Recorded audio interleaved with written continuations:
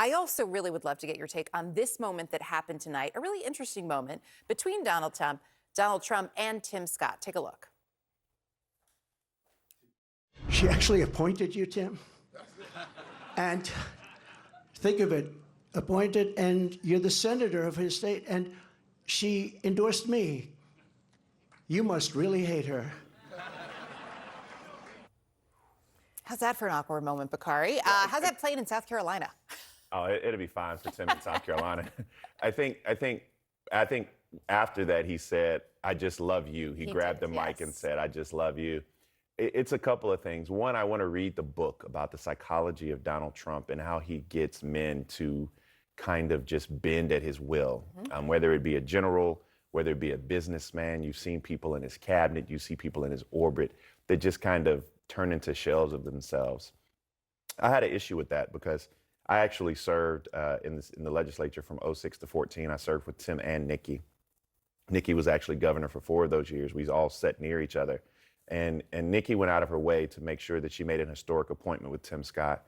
And I think for him to chuckle like that was something that just threw a dagger at Nikki that was outside the realm of politics. And I think Tim is better than that. And I know a lot of people on my left are going to say, no, he's not, blah, blah, blah, blah, blah. But I do hold him in high regard. I know him very well. He's a friend, and I think he's better than that.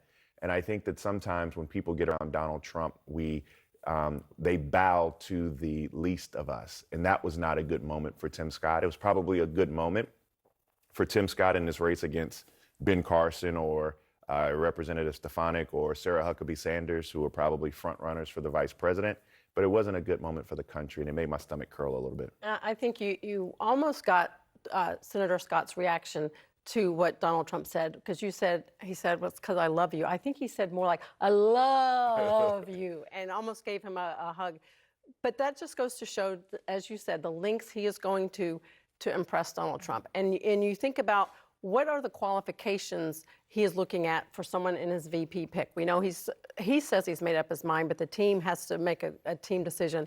His qualifications are not about your experience or your qualifications or your background. It is about fealty and your loyalty to Donald Trump. Those are the top credentials for him in terms of making this choice.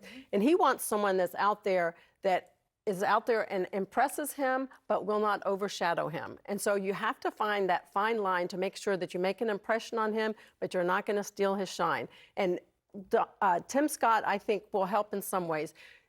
You have to look at Donald Trump. How is he going to appeal to the general election audience? He needs someone that is not as far right to him, someone that's a little bit more moderate, someone who can reach out to the evangelical community like a Mike Pence. Tim Scott has a tremendous faith story. He is a man of religion, a man of God, and we see it every time he speaks. So that is someone that would be a good pick. But we didn't see it tonight. That's the problem. Yeah. And that's what I mean. Like, Tim Scott is all of those things that you name. I think he'll be a dynamic vice president, formidable. I can see him sitting across the stage with Kamala Harris and them having a historic, good debate about issues and substantive issues. It'd be good for the country. But tonight, what you saw was weakness, right? I mean, there's no reason to pile on in the way that you did. You must hate her. I mean, no, she helped make you.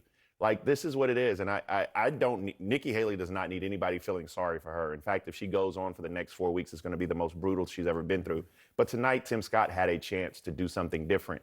And I just think he cowered in the moment. Does it surprise you at all? I mean, no. Was his reaction? I mean, I think right now the Republican Party is in the midst of this sort of warrior mentality. And I think to the point that you raised, Bakari, about the psychology of people who surround themselves with Trump and they sort of change from what we may know them to be, it's because they recognize, I would argue, that many Republican voters want to see other fighters with the general, if you will. I would agree with Bakari. I don't think it was necessary. But looking at someone like Scott, I think you need to think about 2 things. You need stability. Donald Trump has to convince a significant amount of voters outside of those ardent Trump supporters that there will be stability if he returns to the White House for another 4 years. That's the biggest critique of him, that it's going to be a wild ride for 4 years. Most people don't really want that, even if they aren't very excited about President Biden. The second thing, I think, for Republicans, we have to think about the next 4 years and beyond. Donald Trump's only going to get one other shot at this if he were to win. Who are we positioning to lead the next mantle, the next iteration of conservatism, whatever in the world that's going to be in 2028? And so I'm hoping that those around Donald Trump are also considering those factors. How important is that, though, to a Donald Trump? Donald Trump doesn't want anything but fealty, right? Yeah, Yes, the people around him will say, here's why you need to pick this person, because you need to try to bring in this chunk of voters. Right. Schmeichel's reality. thinking like a strategist and like a good and decent person. Trump is none of those things. I try. Sorry. He's impulsive, and he's narcissistic. He's not going to pick Tim Scott because he's Mike Pence 2.0. I know Mike Pence. I knew him when he was in the Congress. He is a person of integrity. He's a person of deep faith and character.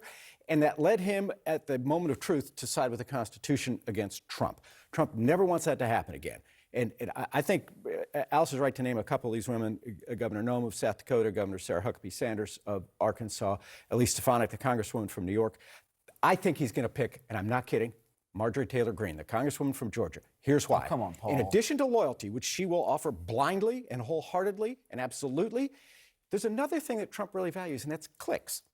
Who gets the highest ratings? Who gets the most clicks? Keep in mind, he came onto the scene as a reality TV guy. He loves that stuff. And people on my side don't much like Marjorie Taylor Greene, but every time she pokes her head up on social media, the clicks go through the roof, the donations go through the roof, the ratings go through the roof. Can I say He's going to pick Yeah, but her. he'll be going Can I say back to something? Florida, though, if he chooses. I mean, Paul, I'm it's often a- wrong. Yeah, I'm hold just on, never you down. get one quick last word. Yeah, I think everybody we named, from Tim Scott to Marjorie Taylor Greene to Tucker Carlson to Sarah Huckabee Sanders, really don't hold a candle. And I wanted to push back on Harry for a minute to Kamala Harris. I think over the past 3 years, one of the things we've seen is the Vice President of the United States come into her own. And that's also what a Republican has to look at in terms of a matchup.